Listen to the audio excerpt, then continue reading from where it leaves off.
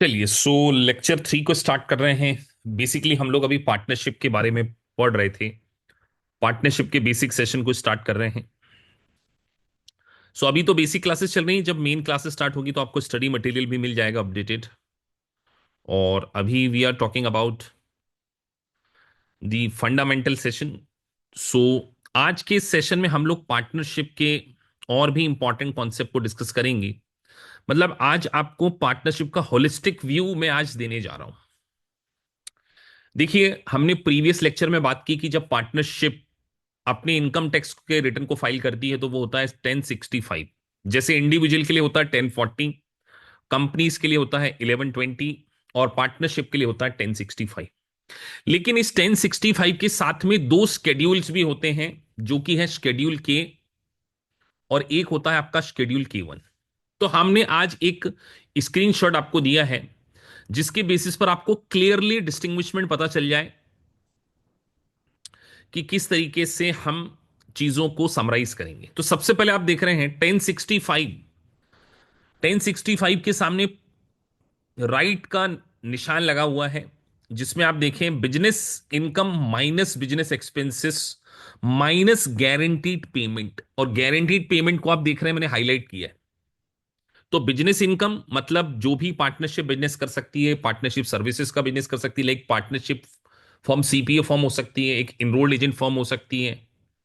किसी भी प्रकार की पार्टनरशिप फॉर्म में अगर वो यूएस में बिजनेस कर रही है, चाहे मैन्युफैक्चरिंग हो चाहे सर्विस सेक्टर में, तो सबसे पहले बिजनेस इनकम में से हम माइनस करेंगे बिजनेस एक्सपेंसेस और guaranteed payment to a partners, उसको भी माइनस करेंगे। मतलब पार्टनर को किया गया एक्सपेंसेस का पेमेंट पार्टनरशिप के लिए एक एक्सपेंसेस कंसीडर किया जाता है।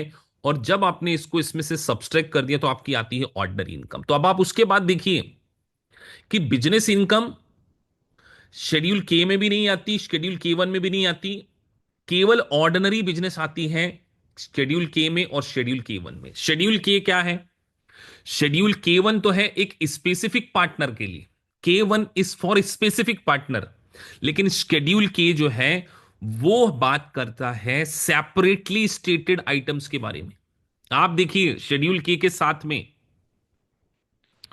सबसे पहले लिखा है ऑर्डिनरी इनकम और शेड्यूल के 1 में भी लिखा है। इसका मतलब सर ऑर्डिनरी इनकम 1065 में भी आती है, शेड्यूल के में भी आती है और शेड्यूल के 1 में भी आती है। शेड्यूल के 1 क्या है सर? हमने कल भी देखा था, प्रीवियस लेक्चर आपको देखना पड़ेगा इसके लिए। तो प्रीवियस लेक्चर में हमने शेड्यूल के 1 के बारे में बात करी थी, जो कि एक स्पेसिफिक पार्टनर के शेयर्स को बताता है। अब आप उसके बाद देखिए, यहां पर कहीं पर भी टिक नहीं लगा है। बहुत इंपॉर्टेंट बात है ये।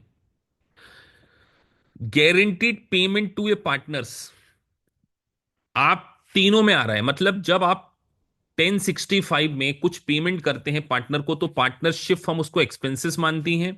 लेकिन पार्टनर उसको एक्सपेंसेस नहीं मानेंगे, क्योंकि वो तो पार्टनर को मिला है, तो वो पार्टनर्स के लिए क्या है? इनकम है। बात समझ में आती है? यस और नो? यहां से आपको थोड़ा सा पार्टिसिपेट करना पड़ेगा कि आपको यह देखना है कि इस पार्टनरशिप में गारंटीड पेमेंट जो है वो शेड्यूल के में और शेड्यूल के 1 में आता है, लेकिन 1065 में भी आता है। क्योंकि सर वो पार्टनरशिप के लिए एक्सपेंसेस है, लेकिन वो इंडिविजुअल पार्टनर्स के लिए क्या है? इनकम है। अब उसके बाद आप देखिए कि नेट रेंटल इनकम को 1065 में लिखा ही नहीं गया है। देखो, मैंने तो टिक लगा दिया, मैं इसको हटा दे रहा हूं। आप देख रहे हैं यहां पे टिक नहीं लगा है। क्यों नहीं लगा है? शेड्यूल 1065 में रेंटल इनकम में क्यों नहीं लगा? Because it is a separately stated item. तो सर शेड्यूल के और शेड्यूल के 1 क्या है? एक सेपरेटली स्टेटेड आइटम है।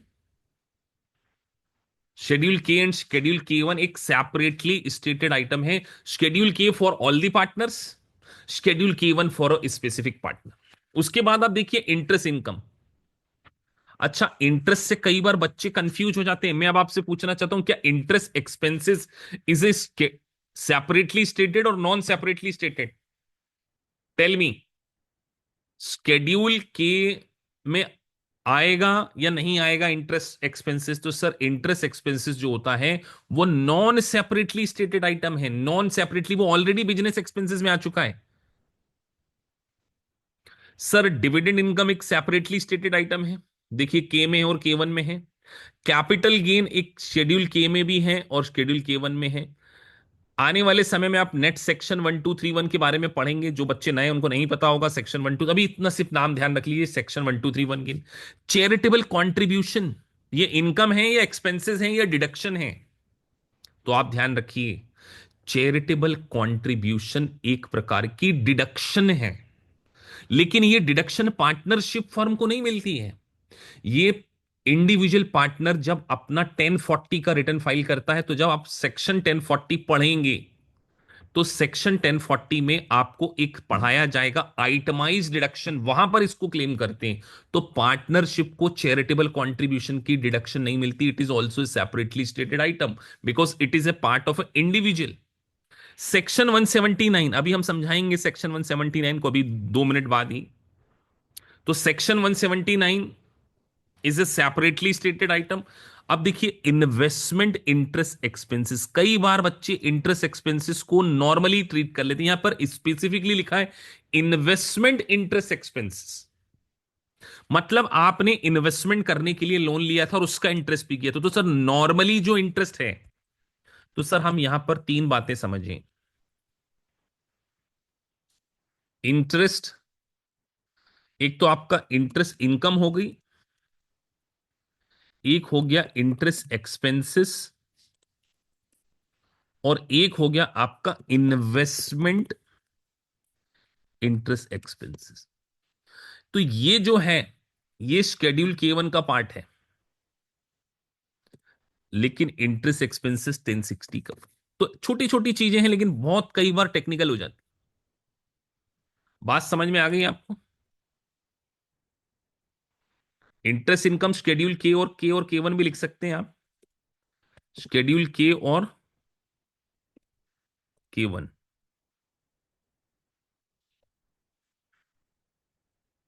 उसके बाद partners health insurance premium, this is very important. जो भी पार्टनरशिप फर्म पार्टनर्स का हेल्थ इंश्योरेंस का प्रीमियम करती है, वो गारंटीड पेमेंट का पार्ट माना जाता है, include as a part of guaranteed payment. और जब इसको include as a part of GP माना जाता है, गारंटीड पेमेंट माना जाता है, तो देखिए, क्योंकि गारंटीड पेमेंट तीनों में आता है, तो 1065 में भी आएगा, K1 में भी आएगा और शेड्यूल के में भी आएगा। लेकिन retirement plan contribution for employee, छोटे छोटे वर्ड है। सबसे पहला मेरा क्वेश्चन, क्या partners are the employee of a partnership? अभी इसका लॉजिक, अभी एक स्टूडेंट ने पूछा sir what is the logic behind for separately stated item, आज उसको भी डिस्कस करेंगे हम। सबसे पहले बताइए, क्या partners are the employee of the partnership firm? Not at all sir. अगर इंप्लॉय होते तो सेल्फ एम्प्लॉयमेंट टैक्स कैसे भर रहे होते? वो कल हमने पढ़ा था, याद करिए, कल के लेक्चर में मैंने बताया था कि अगर एक पार्टनरशिप फर्म अपने पार्टनर्स को प्रॉफिट शेयर करती है, तो वो उसकी सेल्फ एम्प्लॉयमेंट इनकम है। तो जब वो सेल्फ एम्प्लॉयमेंट इनकम है, तो सेल्फ एम्प्लॉयड, तो फिर वो इंप्लॉय कैसे हो सकते? तो इंप्लॉय नहीं होंगे। तो retirement plan contribution for employees है, वो 1065 में आएगा, लेकिन इसमें नहीं आएगा। लेकिन देखिए, अगर आपने रिटायरमेंट प्लान किया है फॉर पार्टनर्स,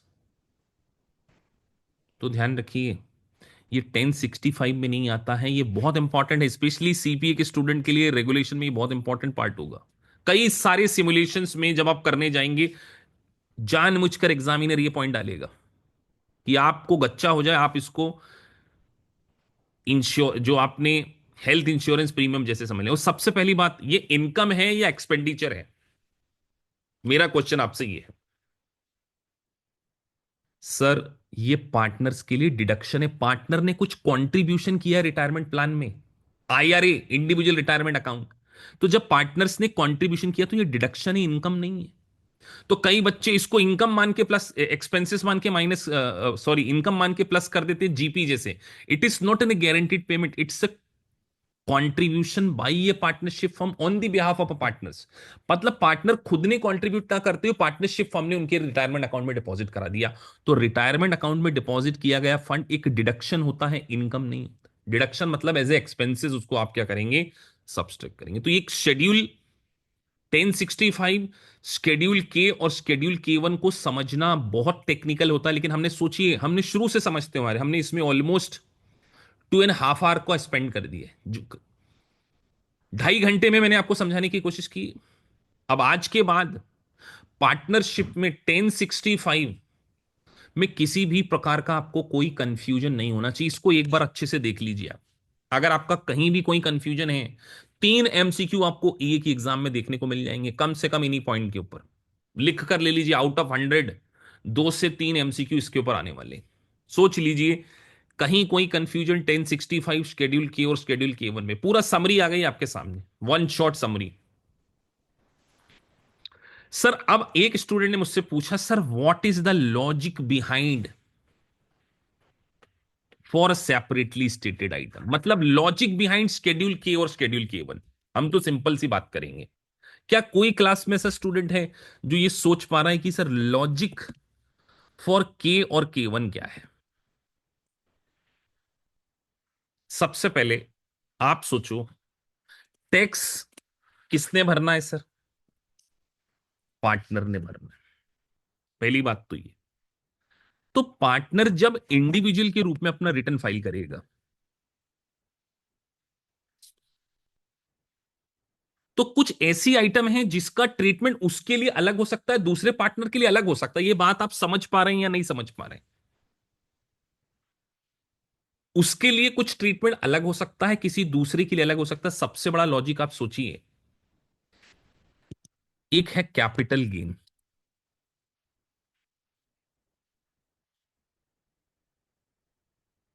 यार कैपिटल गेन क्या इंडिविजुअल कैपिटल लॉस से सेटअप कर सकता है? जी सर। क्या पार्टनरशिप को कोई कैपिटल उसका लॉस है ही नहीं पार्टनरशिप? आप सोचो ना, आपके पास एक ऑलरेडी कैपिटल। मैं आपको और थोड़ा सा एक्सट्रीम वाला एग्जांपल समझाता हूं। ये मान के चलिए मिस्टर ए है। ये मिस्टर ए की जगह नाम हम इसका थोड़ा सा डिफरेंट रखते हैं ताकि आप इसको रिकॉल कर पाए। ये इनका नाम है मिस्टर एक्स। ये एक एबीसी पार्टनरशिप है।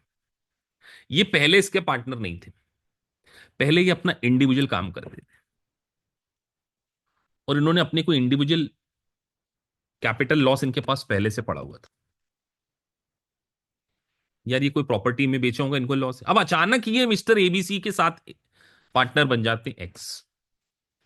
अब अगर ये कैपिटल गेन पार्टनरशिप के लेवल पर टैक्सेबल हो जाता, तो क्या इंडिविजुअल पर्सन इस कैपिटल लॉसेस को सेट ऑफ कर पाता? मैं आपसे पूछना चाहता हूं, कर पाता क्या? आप खुद कॉमन सेंस से बताओ,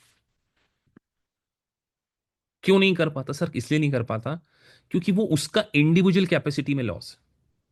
और आप बोल रहे हो कि सर हम इसको पार्टनरशिप के लॉस में डाल दें, तो क्या किसी दूसरे का लॉस हम अपने आप में सेटअप कर पाते? नहीं कर पाते। तो उन्होंने क्या बोला कि ये कैपिटल लॉस जो आपका इंडिविजुअल का है ना, हम इसको पार्टनरशिप का मानते ही नहीं है, आपको इंडिविजुअल लेवल पर दे देते। तो आप क्या करो, अपने इस कैपिटल लॉस से कैपिटल गेन को क्या कर लो, सेटअप कर लो। जिन आइटम का स्पेशल ट्रीटमेंट होता वही आइटम है। आप देखो ऐसी कौन सी आइटम। अब जैसे आप बोलोगे सर चैरिटेबल कॉन्ट्रीब्यूशन, तो चैरिटेबल कॉन्ट्रीब्यूशन की भी एक लिमिट होती है। सर कहां लिमिट होती है? हमने तो कोई पढ़ी ही नहीं। याद है किसी को चैरिटेबल कंट्रीब्यूशन की लिमिट, जिन्होंने पार्ट 1 पढ़ा हो कभी? सर चैरिटेबल कंट्रीब्यूशन में भी लिमिट होती है ना।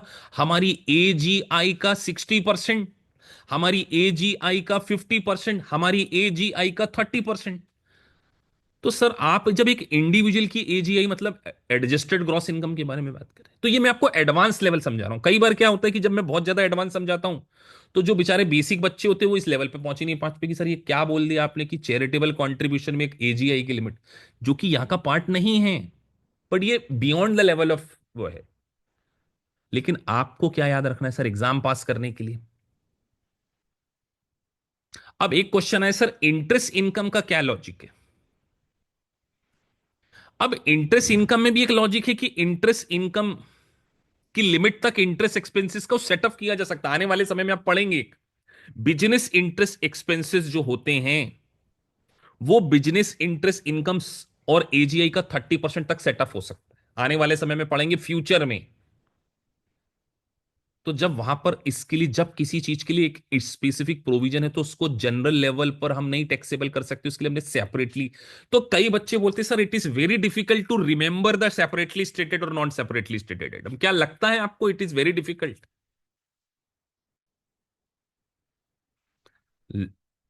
Few students are saying that कि सर हम तो ये याद ही नहीं रख पाएंगे कि कौन सी सेपरेटली है कौन सी नॉन सेपरेटली है। अगर आपने लॉजिक से समझा तो आपको आसानी से याद हो जाएगी। मैं आपसे पूछता हूं, डेप्रीशिएशन सेपरेटली या नॉन सेपरेटली, आप इमीडिएटली बता दोगे, जल्दी बताओ। सर नॉन सेपरेटली, वो पार्टनरशिप के लिए एक्सपेंसेस है, उसका कोई अलग से ट्रीटमेंट नहीं होता। Sir advertisement expenses, sir advertisement का कोई पार्टनरशिप इंडिविजुअल से लेवल कोई लेना देना नहीं है, नॉन सेपरेटली। सर रेंटल, अब सर एक रेंटल आ गया हमको, अब रेंटल को एक अलग ट्रीटमेंट दिया जाता है, रेंट की इनकम को एक पैसिव इनकम माना जाता है, तो पैसिव इनकम के रूल्स अलग होते हैं। तो आपको अभी सिर्फ देखो, कई बार क्या होता है ना, कोई चीज इमीडिएट समझ में नहीं आती। कई बार टैक्स की प्रॉब्लम क्या होती है मालूम है? मतलब मैं एक चार्टर्ड अकाउंटेंट हूं, मैंने इंडिया का इतना ग्रंथ वाला टैक्सेशन पढ़ा, तो मैंने अपने अनुभव से एक चीज सीखी।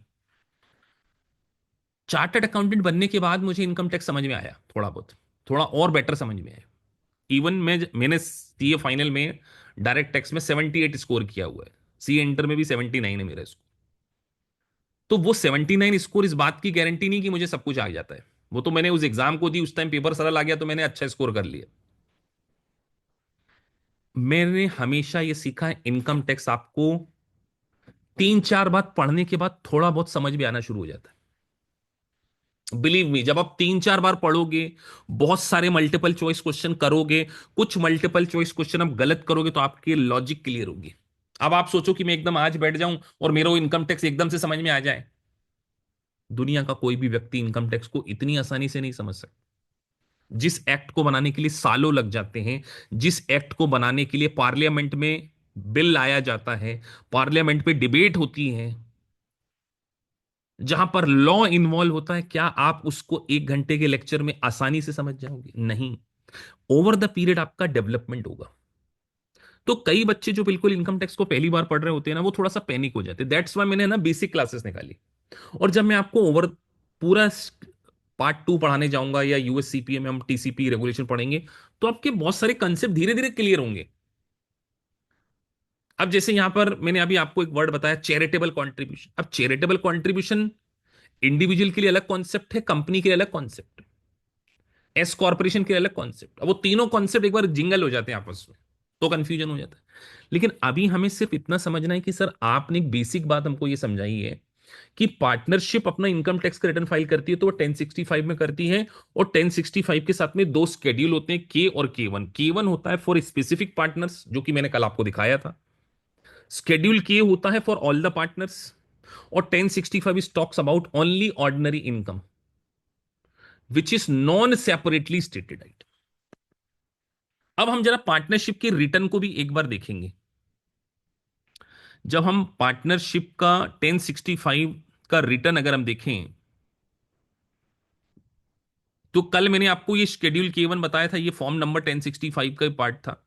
अभी हम एक नेट से डाउनलोड कर लेते, वैसे मैंने डाउनलोड करके रखा था, पता नहीं स्क्रीन लिया तो था मैंने, कहाँ चला गया, इतने सारे वो हैं। चलो एक बार फिर, हाँ ये होगा शायद, नहीं ये भी नहीं है। मैं अभी गूगल से एक बार वो डाउनलोड कर लेते हैं, कोई दिक्कत नहीं है। 1065,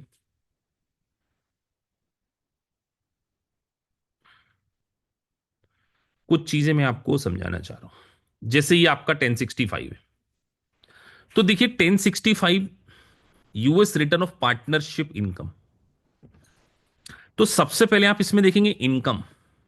अब इनकम क्या हो सकती है sir? Gross receipt of sales, cost of good sold, sales में से सीओजीएस गया तो आपका आ गया जीपी, फिर आ गई आपकी ऑर्डिनरी इनकम, नेट प्रॉफिट। तो ये आपका एक इंफॉर्मेशन रिटर्न है।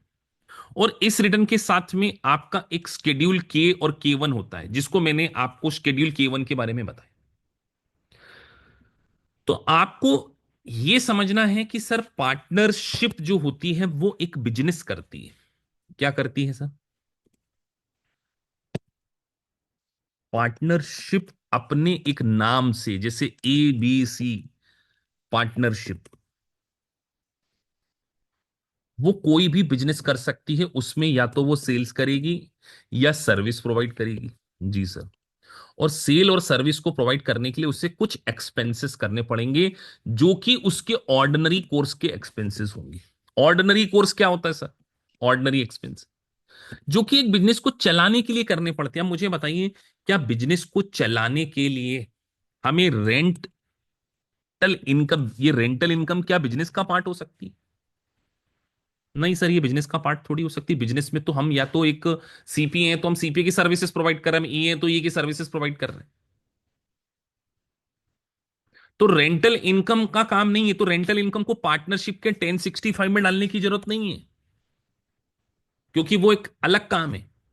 इसी तरीके से एक प्रॉपर्टी बेच दी, कैपिटल गेन हो गया, तो वो 1065 का पार्ट नहीं है, क्योंकि वो कैपिटल गेन है, वो पार्टनरशिप उसमें बिजनेस नहीं कर रही। एक रॉयल्टी इनकम हो गई, वो एक अलग काम है। ये ऑर्डिनरी इनकम है, this is called ordinary income. आपको ये समझ, आपने इन्वेस्टमेंट किया, इन्वेस्टमेंट से रिलेटेड इनकम हो गई डिविडेंड। अब डिविडेंड बेटा मेन बिजनेस नहीं है, कॉमन सेंस लगाना है अपने। ये तो समझते हैं ना कि आप एक बिजनेस कर रहे हैं जिसमें सेल कर रहे हैं, सर्विस प्रोवाइड कर रहे हैं ऑर्डिनरी, तो डिविडेंड एक सेपरेट स्टेटमेंट। और क्या हो सकता है सर? चैरिटेबल कंट्रीब्यूशन आपने पढ़ा, तो चैरिटी करना बिजनेस का काम नहीं हो सकता। बिजनेस नॉर्मली बिजनेस चला रहे, चैरिटी तो एक इंडिविजुअल लेवल का काम हो सकता है, जो अपने व्यक्तिगत रूप से सोचे। एक ऑर्गेनाइजेशन चैरिटी के बारे में नहीं सोच सकती, तो ये एक सेपरेटली स्टेटेड आइटम। तो हमने कैपिटल गेन के बारे में समझा, हमने sir interest income. Interest income एक इन्वेस्टमेंट से रिलेटेड इनकम है, जो कि ऑलरेडी आ गई इसमें, तो वो अलग कैम से। लेकिन सर क्या बिजनेस को रन करने के लिए लोन नहीं लेना पड़ सकता? ये ऑर्डिनरी कोर्स है कि नहीं? अब आप मुझे बताइए, ये ऑर्डिनरी कोर्स है कि नहीं? बिजनेस को चलाने के लिए लोन लेना पड़ेगा, उसका इंटरेस्ट पे करना पड़ेगा। यस, तो सर वो फिर सेपरेटली स्टेटेड आइटम नहीं है, वो आपके एक्सपेंसेस का ही पार्ट है। सैलरी आपका एक्सपेंसेस का पार्ट है, एडवर्टीजमेंट आपके एक्सपेंसेस का पार्ट है।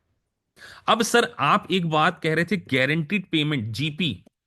जीपी हम पार्टनर्स को दे रहे हैं, तो सर जीपी, आप मुझे बताइए, क्या पार्टनर्स को उन्होंने पैसा दिया, उसके लिए हमने उनको कुछ मिनिमम गारंटी दे दी कि हम आपको पेमेंट दे, तो पार्टनरशिप के लिए फंड जरूरी है कि नहीं? कैपिटल जरूरी है या नहीं है? तो ये एक नॉर्मल खर्चा हो सकता है कि नहीं हो सकता है? अगर पार्टनर से वो पैसा नहीं लिया होता, कहीं बाहर से लेना पड़ता, तो उनको देना पड़ता।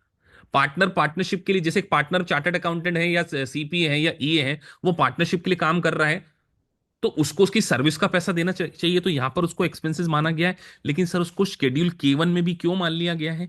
क्योंकि वो एक इंडिविजुअल पार्टनर का हिस्सा है। तो जो भी पार्टनर से रिलेटेड चीजें हैं वो के और के 1 में आएंगी आएंगी। और क्या चीजें देखिए, तो आपको कंफ्यूज होने की जरूरत नहीं है, सेपरेटली स्टेटेड। अब जैसे हम आगे पढ़ेंगे एक और चीज, section 179 expenses versus marks depreciation, ये बड़ा इंपॉर्टेंट।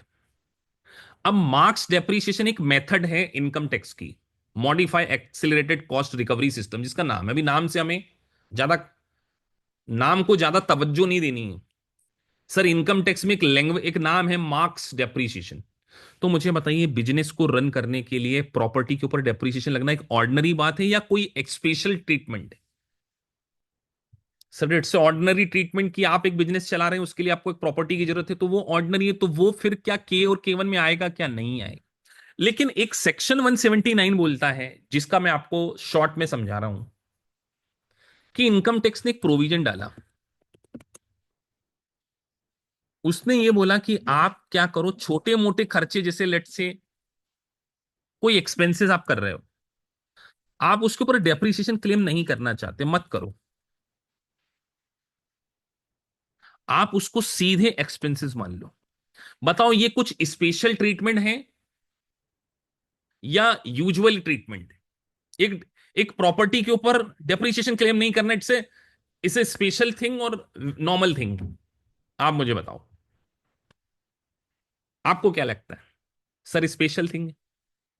तो उन्होंने बोला कि जो सेक्शन 179 बोलता है कि कुछ एक्सपेंसेस को आप कैपिटलाइज मत करो, उसको सीधे के सीधे खर्चा मान लो, उसके ऊपर डेप्रिसिएशन मत चार्ज करो। तो बोला जब ये स्पेशल ट्रीटमेंट है तो इसको हम सेपरेटली मानेंगे। तो सेक्शन 179 एक स्पेशल आइटम है। अब सर इसके ऊपर का भी एक लॉजिक है। जब आप पढ़ोगे तो एक इंडिविजुअल होता है ना, उसके लिए एक लिमिट बनाई गई है कि वो 179 में कितनी डिडक्शन ले सकता, पूरी की पूरी नहीं ले सकता कि करोड़ों खरबों खर्चा कर दिए वो भी ले लें। तो जब एक इंडिविजुअल की लिमिट बनी हुई है सेक्शन 179 में, सो दैट्स वाई इसको पार्टनरशिप की ऑर्डिनरी में नहीं माना गया। दैट्स वाई इसका स्पेशल ट्रीटमेंट। तो सर आपका कहना है कि जो भी स्पेशल काइंड ऑफ आइटम दिखेगी हमें, हम उसको सेपरेटली मान लेंगे, ऐसा सोच सकते हैं क्या हम, for understanding special kind of thing. तो मैं इसका आंसर पूरी तरीके से हाँ भी नहीं कहूंगा और पूरी तरीके से ना भी नहीं कहूंगा, पर 99% नाइन हाँ कहूंगा। नहीं तो पता चले आपको दे दिया जाए फॉरेन एक्सचेंज लॉस, आप तो बोले सर ये तो बड़ा स्पेशल चीज है, तो मैं तो इसको सेपरेटली डाल दूंगा। इसलिए मैंने बोला 99% नाइन, 100% नहीं बोला। आप मुझे बताओ फॉरेन एक्सचेंज लॉस क्या बिजनेस में नहीं हो सकता? हो सकता है कि नहीं हो सकता? हो सकता है। तो आपकी नजर में ये स्पेशल है, मेरी नजर में स्पेशल ही नहीं है, क्योंकि मैं तो सोच रहा हूं कि हाँ यार एक बिजनेस ने फॉरेन एक्सचेंज लॉस, नॉर्मल बात है।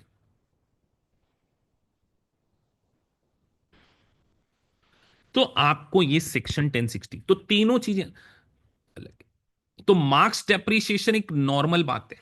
चलिए आगे बढ़ते हैं। प्रीवियस लेक्चर में मैं आपको एक बात मैंने समझाई थी, कैपिटल अकाउंट का बैलेंस, ये भी बड़ा इंपॉर्टेंट है, कैपिटल अकाउंट का बैलेंस। तो सबसे पहले आती है बिगिनिंग कैपिटल। बिगिनिंग कैपिटल कैसे बनेगी सर? सारे कंट्रीब्यूशन करेंगे ना पार्टनर्स। अब एक इंपॉर्टेंट फीचर ये है कि आपने मनी कंट्रीब्यूशन करना है या प्रॉपर्टी कंट्रीब्यूशन करना है या सर्विस कंट्रीब्यूशन करना है, तीनों कर सकते हैं। अभी वो क्या कैसे आएगा उसको हम सीखेंगे। तो पैसा आप अभी हम समझ रहे हैं कि कैश में पैसा लगाए, कंट्रीब्यूशन किया तो आपका कैपिटल बढ़ गया। अब पार्टनरशिप ने कोई भी ऑर्डिनरी इनकम कमाई, उससे भी आपका बैलेंस बढ़ेगा।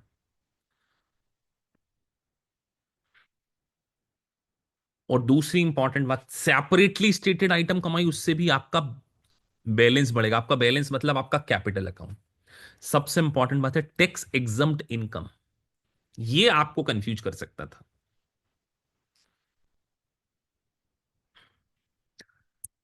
अब ये थोड़ा सा एक स्पेशल कॉन्सेप्ट है जिसको हमने समझना है, जो कि बेसिक्स क्लास में ही काफी डिटेल में समझाया जा सकता है, शायद मेन क्लास में नहीं। टैक्स एग्जम्प्ट इनकम, जैसे यूएस में एक रूल है कि अगर आपने यूएस के स्टेट गवर्नमेंट की म्युनिसिपल बॉन्ड खरीदे और उसके ऊपर आपको कोई इंटरेस्ट की इनकम हो गई, तो यूएस टैक्स लॉ बोलता है ये एग्जम्प्ट है, इसके ऊपर आपको टैक्स देने की जरूरत। आप मुझे बताओ इंटरेस्ट इनकम ये अल्टीमेटली कैश में जनरेट हुई है या नहीं हुई है? जनरेट हुई है ना, इसमें तो कोई डाउट नहीं है आपको कि इससे पार्टनरशिप फर्म को कैश में पैसा मिल जाएगा।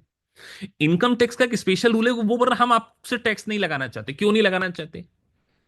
अब आप बोलोगे सर ये एग्जम्प्ट इनकम का पर्पस क्या होता है? देखो हर कंट्री एक चाहती है कि उसके पास पैसा आए। तो वो कैसे आएगा? जब कुछ बेनिफिट्स दिए जाएं, इंसेंटिव्स दिए जाएं।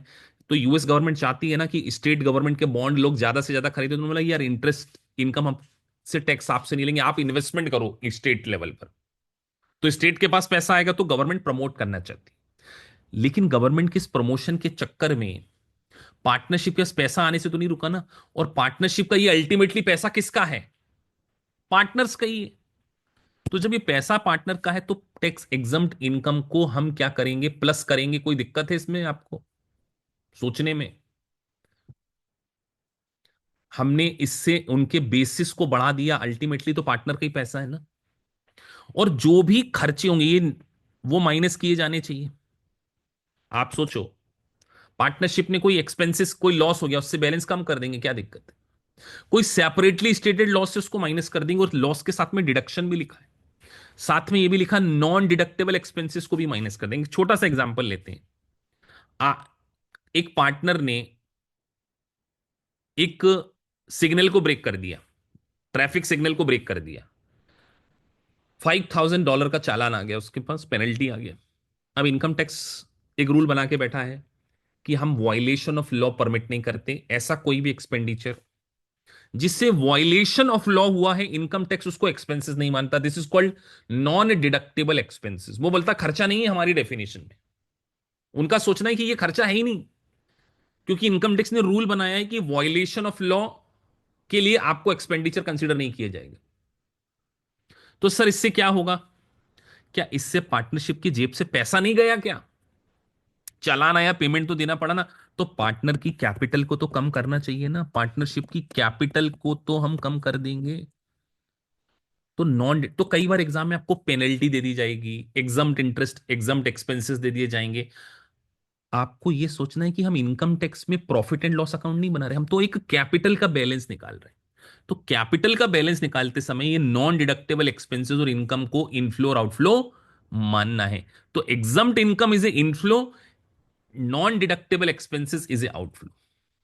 हमें एक्चुअल से मतलब है, हमें उसके ऊपर टैक्स नहीं देना, ये हमारा मैटर नहीं है, क्योंकि हम अभी टैक्सेशन के लिए नहीं समझ रहे, हम बैलेंस शीट की आइटम को समझ रहे। तो एंडिंग कैपिटल अकाउंट यहां पर आ जाए।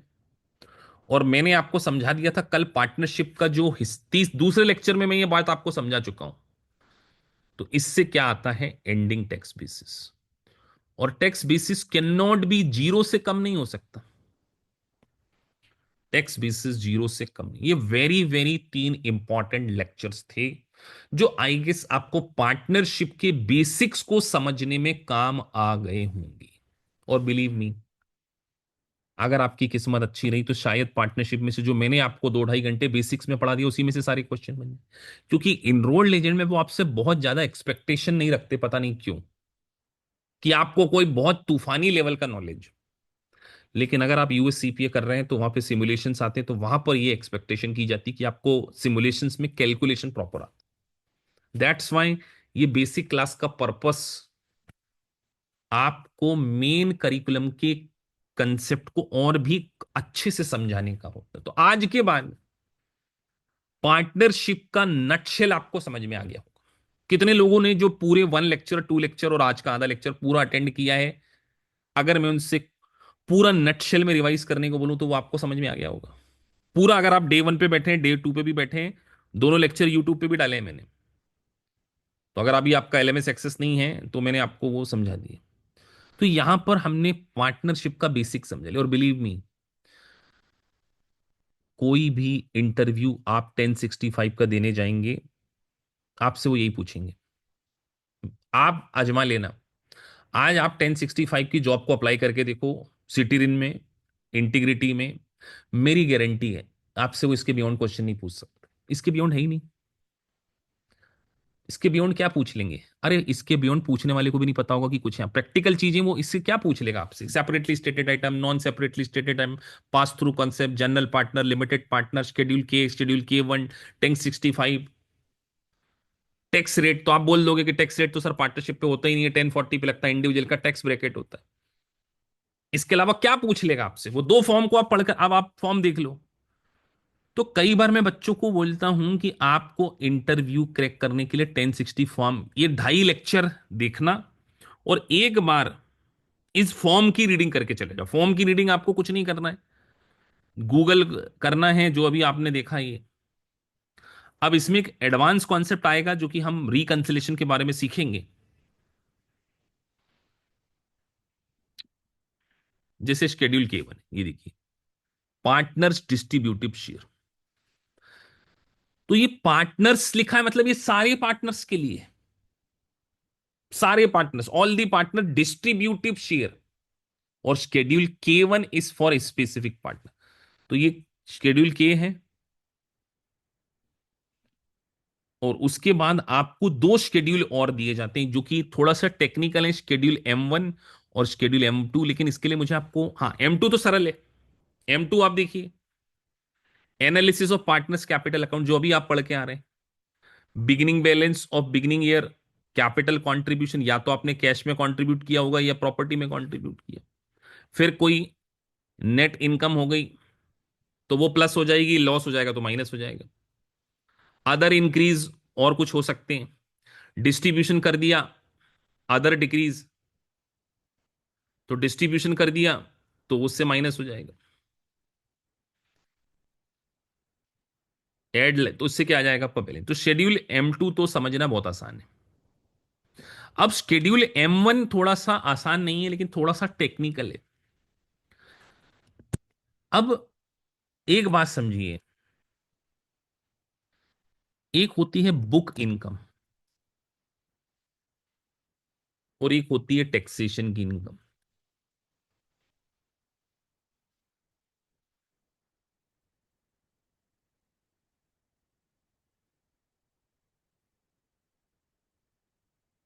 बुक इनकम और टैक्सेशन इनकम अलग अलग होती है। देखिए, अमेरिका में आप अगर अकाउंटिंग करने जाएंगे, अब जैसे कई बार हम आपको है ना थोड़ा सा अकाउंटिंग का नॉलेज भी देते हैं। एक बुक इनकम मतलब आपने अपनी यूएसए गैप के अकॉर्डिंग फाइनेंशियल स्टेटमेंट समझाए, ठीक है। तो जैसे हम आपको क्विक बुक की ट्रेनिंग क्यों प्रोवाइड करते हैं, ताकि आपको यूएस टैक्सेशन के साथ में थोड़ा सा यूएस अकाउंटिंग भी आए। आपको अगर यूएस टैक्सेशन में मास्टरी को अचीव करना है, इन फ्यूचर आपको अपना सेटअप डालना है, कोई आउटसोर्सिंग का काम करना है, तो आपको यूएस गैप का भी नॉलेज होना चाहिए थोड़ा बहुत। बहुत ज्यादा ना हो तो चल जाएगा, लेकिन इतना होना चाहिए कि आप क्लाइंट ने आपको क्विक बुक दे दिया, क्विक बुक से डेटा एक्सट्रैक्ट करने को दे दिया कि यार मेरा क्या करो, डेटा निकालो। क्विक बुक में बहुत सारी अकाउंटिंग करते हैं यूएस के लोग। तो अब आपको क्विक बुक नाम ही पे पता नहीं चला कि क्या हो रहा है उसमें, क्लाइंट अकाउंट क्या होते हैं, चार्ट ऑफ अकाउंट्स क्या होते हैं, मैडम उसको कितना अच्छा पढ़ाती हैं, आप देखें कितने सारे हमारे रिजल्ट आते हैं। तो आप जो क्विक बुक है, वो जो अकाउंटिंग सीखते हैं वो as per accounting accounting rules हैं, वो टैक्सेशन के रूल नहीं होते। ध्यान रखना, जो आप सीख रहे हैं मैडम से, वो मैडम जो आपको सिखा रही है वो अकाउंटिंग के रूल्स के अकॉर्डिंग सिखा रही है, यूएस गैप के अकॉर्डिंग। लेकिन इनकम टैक्स बोलते हैं कि भैया हमारे टैक्स लेने के रूल्स अलग हैं। जैसे आप लेटेस्टली सुन रहे होंगे ना बजट में, हमारी जो फाइनेंस मिनिस्टर हैं इंडिया की, उन्होंने अभी 1 फरवरी को बोला ना कि 12 लाख रुपए तक की इनकम पे ऊपर कोई टैक्स नहीं देना है। तो वो टैक्सेशन का रूल है, वो अकाउंटिंग का रूल नहीं है। आप अपनी अकाउंटिंग करोगे तो 12 लाख को इनकम आज भी दिखाओगे। उन्होंने बोला 75,000 की हम आपको रिबेट दे देंगे अगर 12,75 है। वो टैक्सेशन का रूल है, अकाउंटिंग में तो कोई रिबेट विबेट का कॉन्सेप्ट ही नहीं होता। तो क्या होता है कि ऐसे ही पार्टनरशिप भी अपने फाइनेंशियल स्टेटमेंट किसके अकॉर्डिंग बनाती है, फाइनेंशियल स्टेटमेंट्स बनाती हैं एज पर यूएस गैप।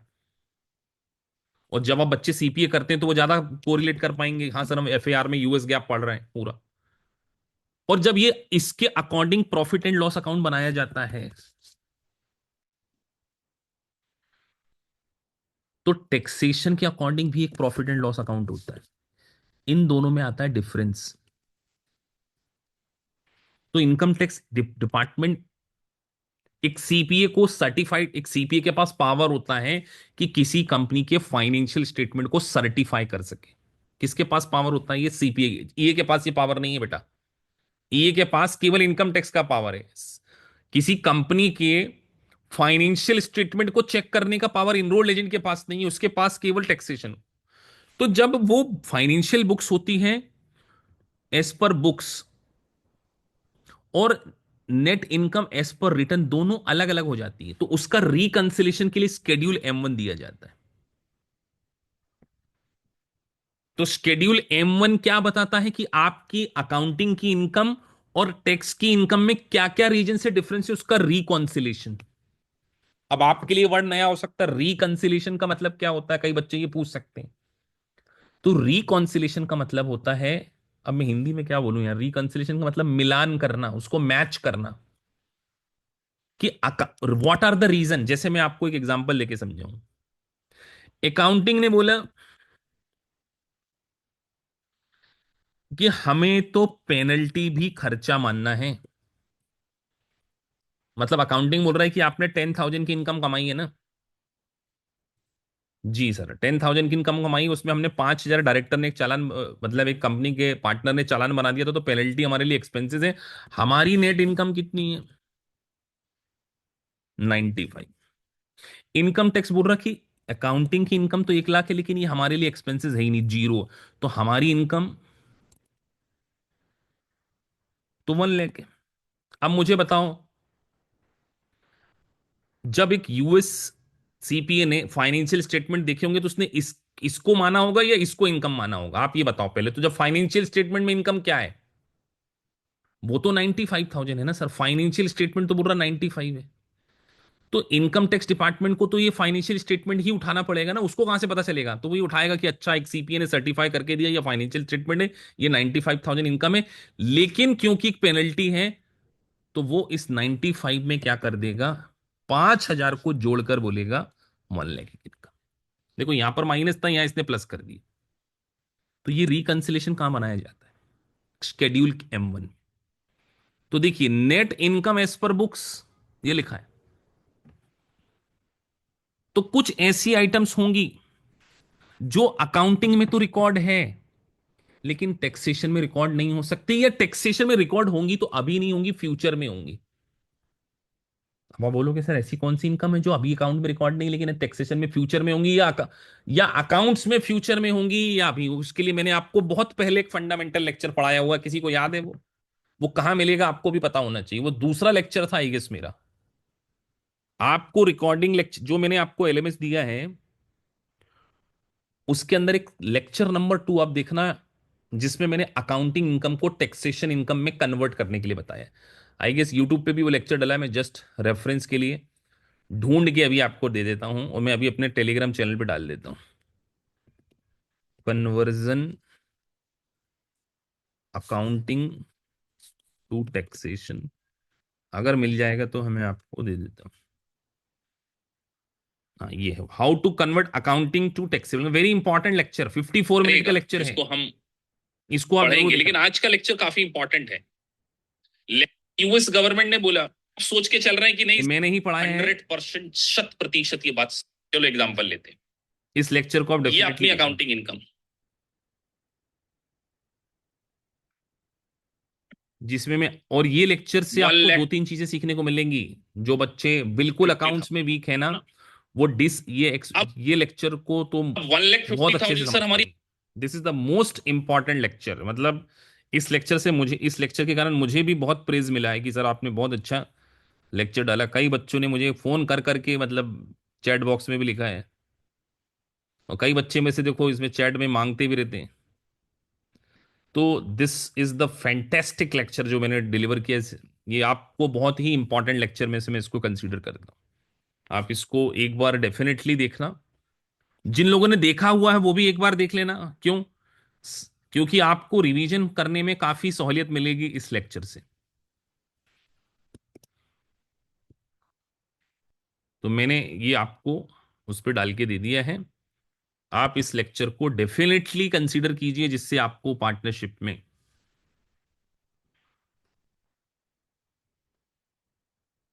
चीजें आपको समझ में आ गई हैं। पार्टनरशिप का बेसिक खत्म हो गया है। पार्टनरशिप का जो बेसिक्स ऑब्जेक्ट था वो हमने आज क्या कर लिया है, फिनिश कर लिया है। तो आज के बाद आपको शेड्यूल शेड्यूल के guaranteed payment, general partner, limited partner. अब एक बात मैं आपसे और पूछना चाहूंगा, लिमिटेड पार्टनर एक होगी, पार्टनरशिप का क्लासिफिकेशन भी होगा। पार्टनरशिप का क्लासिफ एक होगी जनरल पार्टनरशिप, जनरल पार्टनरशिप, और एक होगी आपकी लिमिटेड पार्टनरशिप। कई बच्चे लिमिटेड पार्टनरशिप को एलएलसी से मिसमैच कर देते हैं। लिमिटेड लाइबिलिटी कंपनी से डिफरेंट थिंग, तीनों अलग है। लिमिटेड, लेकिन लिमिटेड लाइबिलिटी कंपनी को भी टैक्सेशन लॉ के अंदर पार्टनरशिप माना जा सकता है। ये मैं फ्यूचर में आपको पढ़ाऊंगा, माना जा सकता है, और इसको कॉर्पोरेट भी माना जा सकता है। पार्टनरशिप भी माना जा सकता है, LLC limited liability company partnership भी हो सकती है, कॉर्पोरेट भी हो सकती है। It's only depend on the tax payer कि वो कौन सा स्टेटस।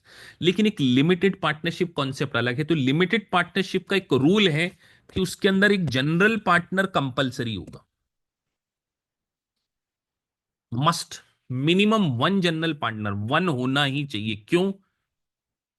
क्योंकि सभी लोग लिमिटेड हो जाएंगे तो चोरी करके भाग जाएंगे, जवाबदेही किसको ठहराई जाएगी? बात समझ रहे हैं आप? सर ये बात आपने क्यों बोली कि लिमिटेड पार्टनरशिप में जनरल होना चाहिए? यार सभी लिमिटेड हो गए और लोन ले लिया, पहला लेक्चर याद करो, मैंने आपको बताया था कि जनरल पार्टनरशिप, जो जनरल पार्टनर होते हैं उनकी लायबिलिटी अनलिमिटेड होती है। तो लिमिटेड पार्टनरशिप में at least one general partner compulsory है कि कल को वो पार्टनरशिप लोन ले ले और वो डिफॉल्ट करे तो हम जनरल पार्टनर्स को पकड़ें। लेकिन जनरल पार्टनरशिप में सभी पार्टनर जनरल हो सकते हैं, कोई दिक्कत नहीं है। All the partners can be general partner, but in limited partnership at least one general partner is required. क्यों? For accountability. तो ये ढाई ढाई घंटे के लेक्चर, 2 hour 45 के लेक्चर में एक बहुत इंपॉर्टेंट कॉन्सेप्ट मैं आपको ऑलरेडी समझा चुका हूं, नॉन रिकोर्सिस लोन वर्सेस, वो भी बहुत इंपॉर्टेंट था, जिसका ट्रीटमेंट मैंने आपको बेसिस के कैलकुलेशन के साथ में समझाया। जब हम मेन लेक्चर पढ़ेंगे तो वहां पर मैं आपको एक 8 रिस्क अमाउंट, पहले एक 8 रिस्क रूल भी समझाऊंगा, लेकिन अभी नहीं समझाऊंगा, वो मेन लेक्चर में समझाऊंगा। क्योंकि वो यहां समझाऊंगा तो कुछ बच्चों को थोड़ी सी तकलीफ हो जाएगी, अरे सर ये बहुत टेक्निकल लग रहा है, लेकिन वो थोड़ा सा बाद का पार्ट है।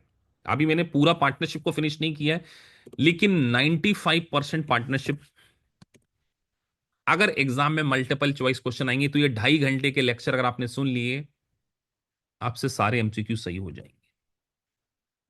तो किसी के कोई डाउट हो यहां तक तो डेफिनेटली आप लास्ट 10 से 15 मिनट में मुझसे क्वेश्चंस कर सकते हैं, क्यू एन ए सेशन, क्योंकि सेगमेंट फिनिश हो गया, हमारा पहला segment of partnership basic finish हो गया। उसके बाद हम एमएस कॉर्पोरेशन को स्टार्ट करें। Sir I have a one confusion, I am taking the doubts. If, एक सेकंड एक एक करके लिखो, if partnership on passive income, investment income, where should it be reflected? एक स्टूडेंट का क्वेश्चन है कि सर अगर पार्टनरशिप जो पैसिव इनकम कमा रही है वो पार्टनरशिप के 1065 में नहीं आ रही तो कहां पर आएगी? ये इंडिविजुअल इनकम टैक्स रिटर्न में आएगी फॉर रिस्पेक्टिव पार्टनर। इसके लिए शेड्यूल के 1 बनाया जाएगा। आपको दिखाया तो था कल शेड्यूल के 1, देखो उसमें रेंटल इनकम डली हुई है। कल दिखाया था आपको शेड्यूल के 1, अगर आप सभी लोग देखें,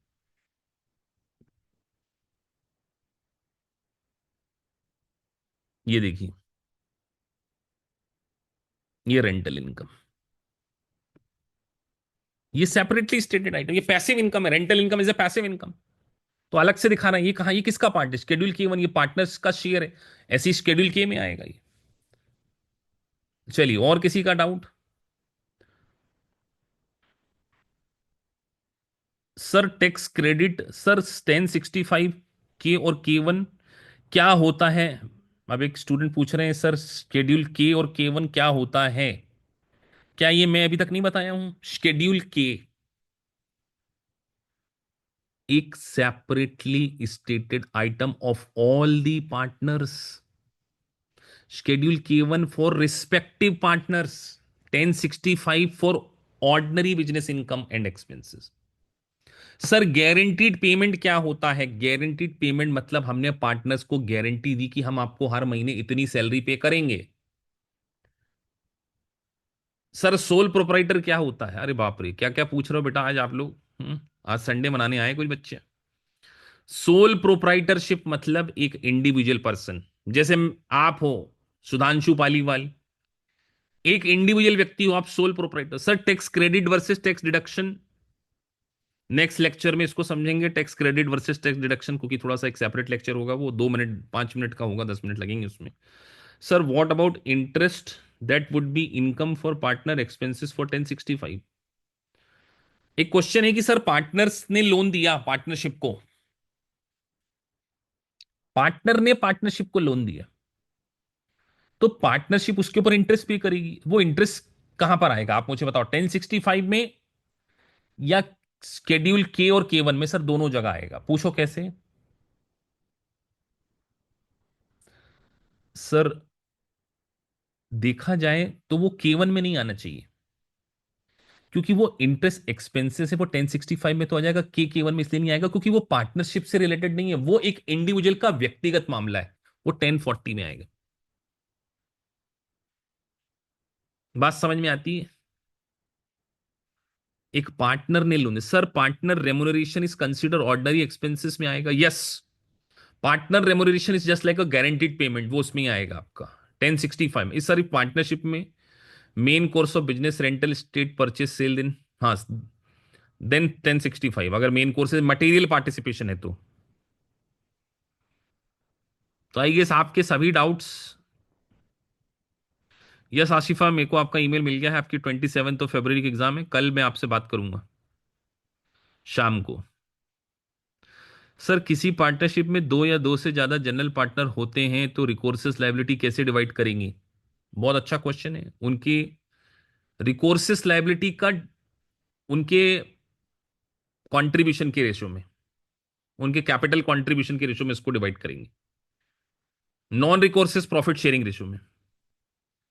sir capital gain business income और individual income, capital gain is a separately stated item, it is not in a business income, it's a individual income, so it will be separately. Sir is LLC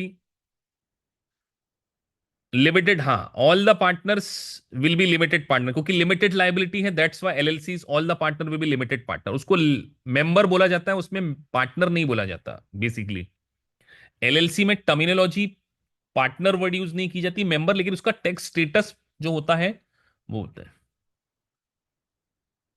हाँ, old वाले lecture activate कर देंगे Ankur and Jyoti. Sir what is the example of non recourses? तो recourses loan का मैंने आपको बताया था, जिसमें कि कोई मॉर्गेज नहीं होता, मॉर्गेज लेके लिया तो वो नॉन रिकोर्सेस लोन हो जाएगा। तो जो नॉन रिकोर्सेस लोन होते हैं, मैं बच्चों की चैट पढ़ के आपके आंसर दे रहा हूं। नॉन रिकोर्सेस लोन मतलब सिक्योर्ड लोन।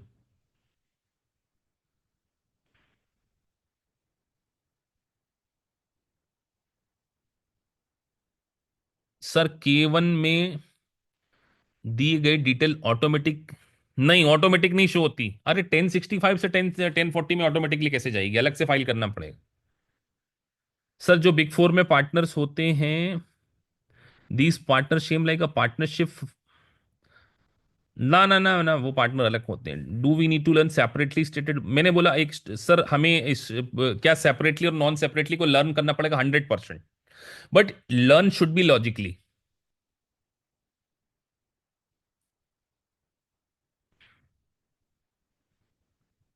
और किसी के कोई क्वेश्चन रिलेटेड टू पार्टनरशिप? मैं I am just reading the chats. I guess सबके जो है डाउट्स रिजॉल्व हो चुके हैं। दोस्त tomorrow will take the session again for